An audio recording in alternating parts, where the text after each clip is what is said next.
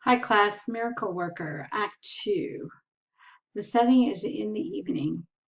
The only room visible is the Keller house is Annie's, where by lamplight Annie, in a shawl, is at a desk writing a letter. At her bureau, Helen, in her customary unkept state, is tucking her doll into the bottom drawer as a cradle. The contents of which she has dumped out, creating a fine disorder. Annie mutters each word as she writes her letter slowly, her eyes close to and almost touching the page, to follow with difficulty her penwork. Annie, and nobody here has attempted to control her. The greatest problem I have is how to discipline her without breaking her spirit. But I shall insist on reasonable obedience from the start. At which point, Helen, groping about on the desk, knocks over the inkwell. Annie jumps up, rescues her letter, writes the inkwell, grabs a towel to stem the spillage, and then wipes at Helen's hands. Helen, as always, pulls free, but not until Annie first gets 3 letters into her palm. I-N-K, ink. Helen is enough interested in and puzzled by this spelling that she proffers her hand again, so Annie spells and impassively dunks it back in the spillage. Ink. It has a name. She wipes the hand clean and leads Helen to her bureau, where she looks for something to engage her. She finds a sewing card with needle and thread, and going to her knees, shows Helen's hand how to connect one row of holes. Down, under, up, and be careful of the needle. Fine. You keep out of the ink, and perhaps I can keep out of the soup. She returns to the desk, tidies it, and resumes writing her letter, bent close to the page. These blots are her artwork. She is interrupted by a gasp. Helen has stuck her finger and sits sucking it darkly. Then, with vengeful resolve, she seizes her doll and is about to dash its brains out on the floor when Annie, diving, catches it in one hand, which she at once shakes with hopping pain, but otherwise ignores patiently. All right, let's try temperance. Taking the doll, she kneels, goes through the motion of knocking its head to the floor, spells into Helen's hand, bad girl. She lets Helen feel the grieved expression on her face. Helen imitates it.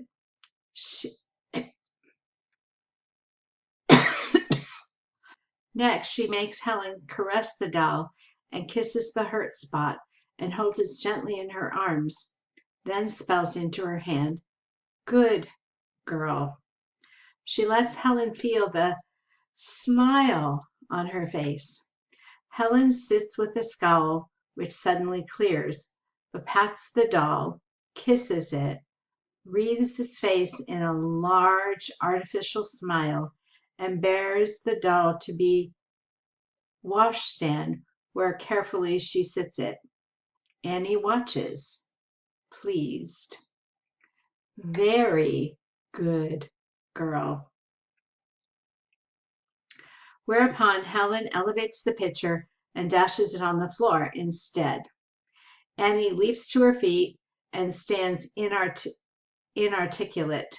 Helen calmly gropes back to sit to the sewing card and needle. Annie manages to achieve self-control. She picks up a fragment or two of the pitcher, sees Helen is puzzled over the card, and resolutely kneels to demonstrate it again. She spells into Helen's hand.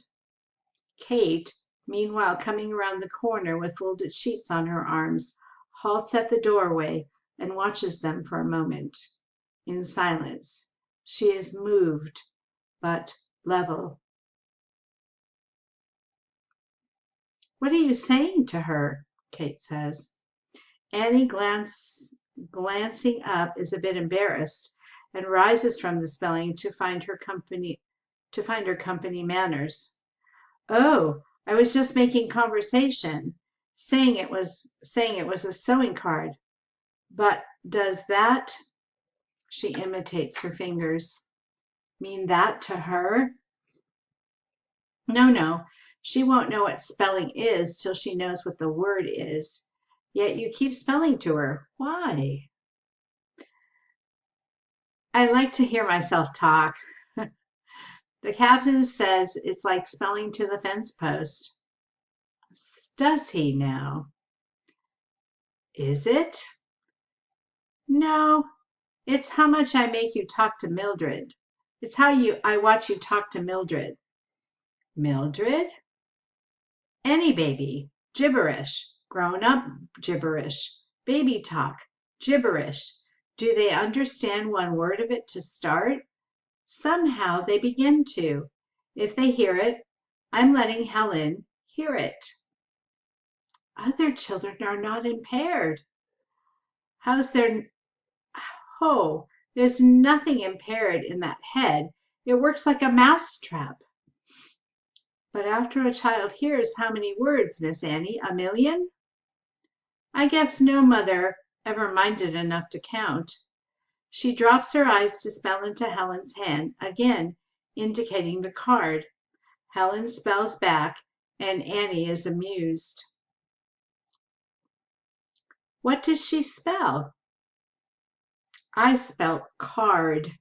She spelt cake. She takes in Kate's quickness and shakes her hand gently. No, it's only a finger game to her, Mrs. Keller.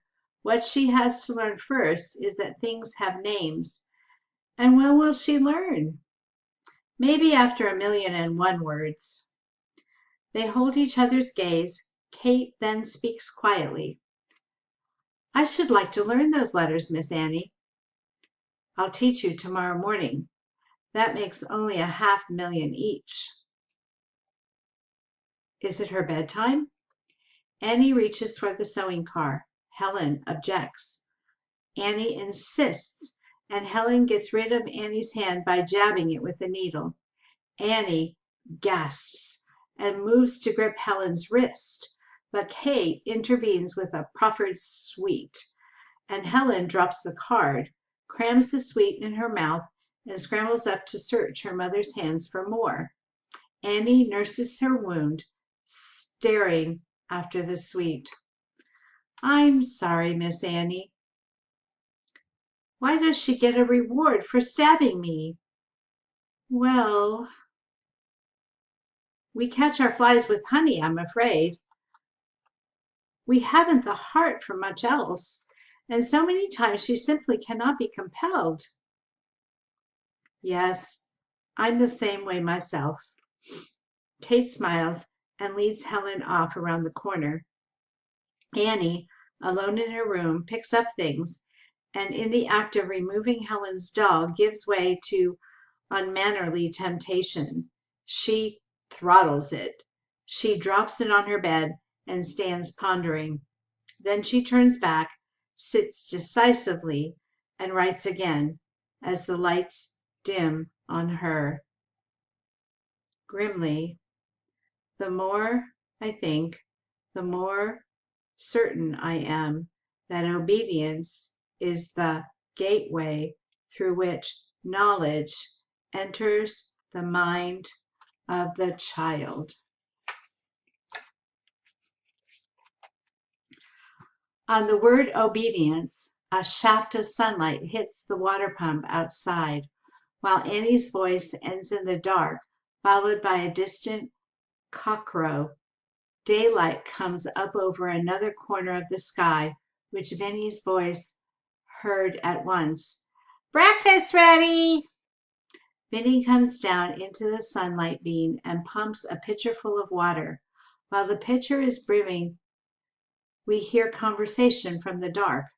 The light grows to the family room of the house, where all are either entering or already seated at breakfast, with Keller and James arguing the war.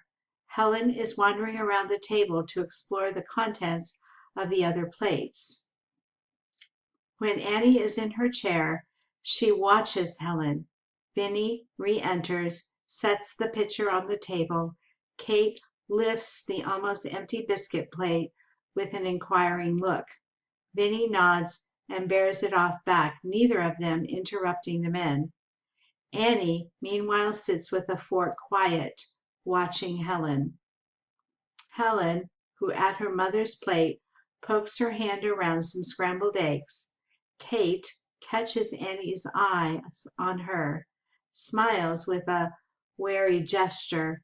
Helen moves on to James' plate, the male talking continually, James deferential, and Keller overriding. "No, but shouldn't we give the devil its due, Father? The fact that we lost the South 2 years earlier when he outthought us behind Vicksburg." "Outthought is a peculiar word for a butcher.